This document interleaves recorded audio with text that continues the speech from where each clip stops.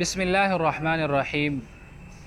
نبی کریم صلی الله علیه وسلم فرمایلی عرضت علی په ما باندې امتونه پیش کړی شو. فرأيت النبي ومعه رهط ما یو نبي وکړه چې هغه سره یوه ډله وه.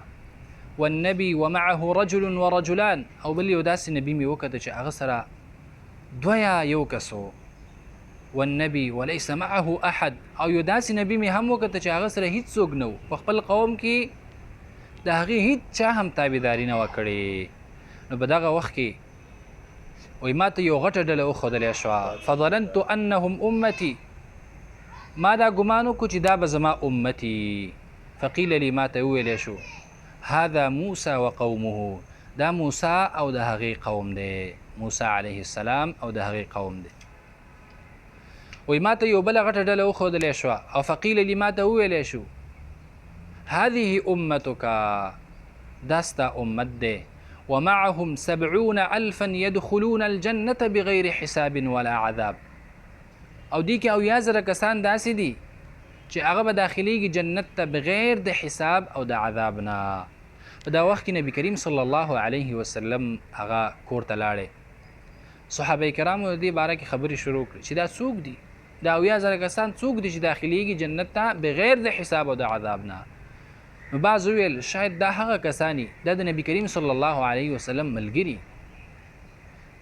بعض وویل نه دا به هغه کسان وي شاید چې هغوی په اسلام کې پیدا شوي او الله سبحانه وتعالی سره بالکل شریک نه وي پیدا کړی، بالکل شریک نه وي جوړ کړی، د الله سره بالکل شرک نه وي کړی. نو دغه شان دي صحابه کرامو نور هم ډېرې خبرې وکړې. دغه وخت کې نبی کریم صلی الله علیه وسلم رالی او هغې ته خبر ورکړی شو باره د دې کې.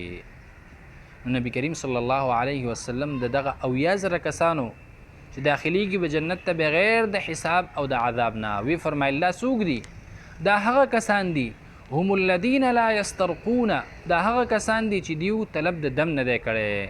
ولا یتطیرون او بدپالي نه ده نیولې. ولا یکتوون او داغونه نه دي لګولي. وعلى ربهم يتوکلون او خاص په خپل رب باندې توکل کړی دی. فقام عکاشه رضی الله عنه پاڅېده او وی فرمایل ادعو الله ان یجعلني منهم. ای د الله نبي الله نه وغواړه چې زه د دې خلکو نه شمه. نبی کریم صلی الله علیه وسلم ته وفرمایل انت منهم ته د دوی نه یې. فقام رجل آخر یو بل سړی هم پاڅېده ويدعو الله ان يجعلني منهم. اې د الله نبي وغواړه د الله نه چې زه هم د دې نه شمه. نبی کریم صلی الله علیه وسلم ته وفرمایل سبقك بها عکاشه. عکاشه په تا باندې سبقت او مخکې والی وکړو.